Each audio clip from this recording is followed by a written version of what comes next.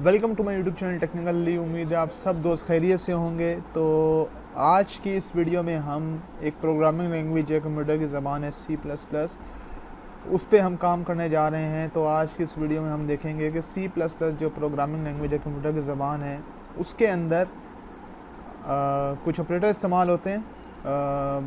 बहुत से ऑपरेटर इस्तेमाल होते हैं, लेकिन आज जो हम काम करने जा रहे हैं वो हम काम करने जा रहे हैं असाइनमेंट ऑपरेटर पे। हम देखेंगे कि C++ लैंग्वेज में असाइनमेंट ऑपरेटर का क्या किरदार होता है और हम किस तरह से असाइनमेंट ऑपरेटर को यूज़ कर सकते हैं। शुरू करते हैं वीडियो। और वीडियो शुरू करने से पहले आप सब दोस्तों से गुजारिश है, मेरा YouTube channel technical Ali subscribe करें और बेल आइकन में ज़रूर क्लिक करें। शुरू करते हैं आज की वीडियो। सबसे पहले आपने अपना कंपाइलर जो आप इस्तेमाल करते हैं डेव C++ या टर्बो C++ या कुछ और अगर आप इस्तेमाल करते हैं, ऑनलाइन कंपाइलर को इस्तेमाल करते हैं C++ के एग्जीक्यूशन के लिए, आपने वो यूज़ कर लेना है, वो आपने ओपन करना है। मैं इस्तेमाल करता हूँ डेव C++। मैं स्टार्ट में जाऊँगा और मैं यहाँ लिखूँगा डेव C++।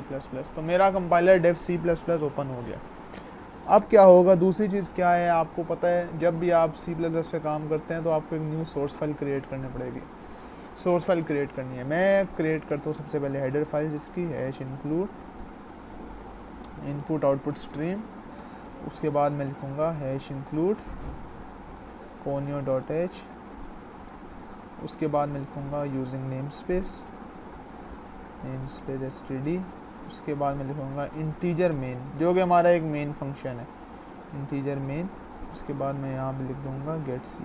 इसको ख़त्म कर दो, यहाँ तक सही है। मैंने एक पूरा प्रोग्राम स्ट्रक्चर ब्रीफली मैंने एक डिज़ाइन कर लिया। अब मैं असाइनमेंट ऑपरेटर के बारे में आप लोग को बताता हूँ। मैं यहाँ पे MS पेंट में ओपन कर लेता हूँ और यहाँ पे मैं आप लोगों को थोड़ा ब्रीफ कर लेता हूँ पहले ग्राफिकली कि असाइनमेंट ऑपरेटर क्या भला है। इसमें ऑपरेटर देखें, ये एक सिंबल है। ये जब आप मैथ्स में इस सिंबल का इस्तेमाल करते हैं, आप क्या कहते हैं, ये इक्वल्स टू का सिंबल है, ऐसी बात है, ठीक है। ये इक्वल टू है या इज़ इक्वल टू कहते हैं, चलें इक्वल्स टू भी रहने दें, आप इज़ इक्वल टू, ये इज़ इक्वल टू है। लेकिन यही चीज़ जब आप इस्तेमाल करते हैं C++ में, तब आप इसको कहते हैं ये इज़ इक्वल टू नहीं है, ये असाइनमेंट ऑपरेटर है। असाइनमेंट क्या होता है?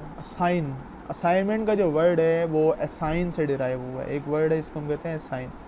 असाइनमेंट का वर्ड असाइन से डिराइव हुआ है। असाइन क्या करता है? असाइन कहता है कि जो भी आपके किसी भी कंप्यूटर में जो वेरिएबल है, वेरिएबल में जो आपकी लेफ्ट हैंड साइड पे चीज़ है, उसको एक चीज़ असाइन होगी जो राइट हैंड साइड पे, जो कुछ पड़ा होगा राइट हैंड साइड पे, वो असाइन हो जाएगा लेफ्ट हैंड साइड पे पड़ी हुई चीज़ को।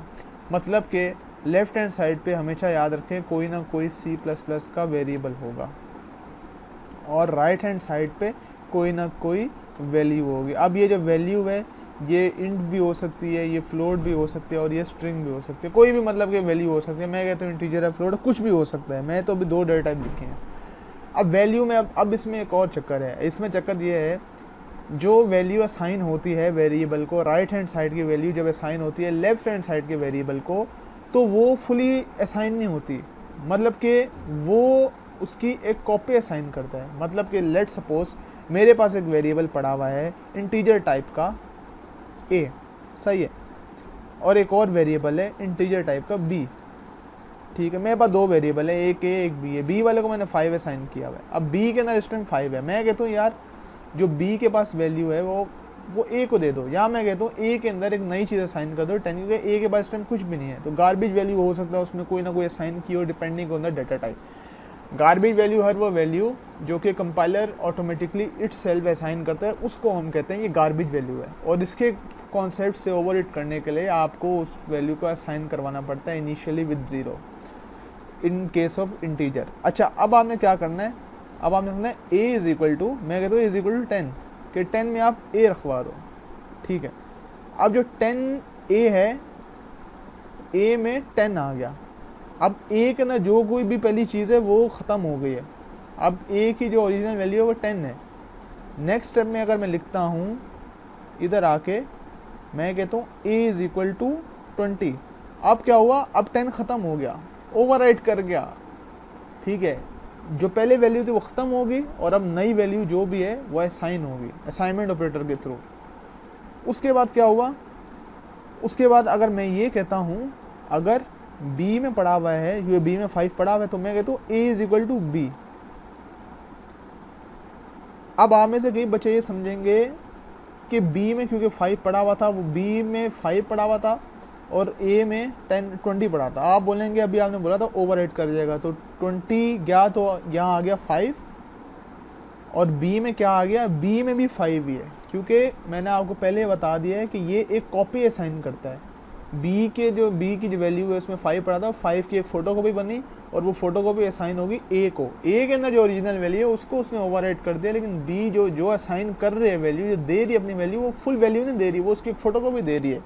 वो कहता है क्योंकि मैं तो आपकी मदद कर रहा हूँ, मैं आपको एक चीज़ असाइन करा रहा हूँ, ओरिजिनल वैल्यू आप मेरे पास ही रहने दो, ठीक है। तो यहाँ से अगर हम असाइनमेंट ऑपरेटर का यहाँ पे करेंगे तो हम 2 वेरिएबल बना देते हैं, इंट ए और बी। मैं कहता हूँ ए इज़ इक्वल टू 0 है और b इज़ इक्वल टू 5 है, और फिर मैं कहता हूँ a इज़ इक्वल टू 5 है, a is equal to b है। फिर मैं कहता हूँ सी आउट करवा लो, आप कंसोल आउटपुट करवा लो, जो कुछ पड़ा है a के अंदर, लाइन तोड़ो एंडल करके, फिर आप सी आउट करा दो जो कुछ पड़ा है b के अंदर। ये करके आप F11 दबा दो और आप हमें बता दो अब क्या फाइनल वैल्यू बाकी बचती है। तो जब मैंने ये किया तो आप देखें 5 दोनों में, ठीक है। पहले उसने सी आउट किया ए को, ए में पहले 0 था, नेक्स्ट लाइन में आ गया बी में 5 था, अब ए में B, is equal to B में 5 था इसलिए ए में 5 आ गया। और क्योंकि बी की original value as it is रहेगी जब तक कोई और वैल्यू की वो असाइनमेंट नहीं करवाता। तो ये थी आज की वीडियो, उम्मीद आपको वीडियो पसंद आई होगी। वीडियो पसंद आई है तो मेरे यूट्यूब चैनल टेक्निकल अली को सब्सक्राइब कर लें, बेल आइकन में ज़रूर क्लिक करें। Thank you.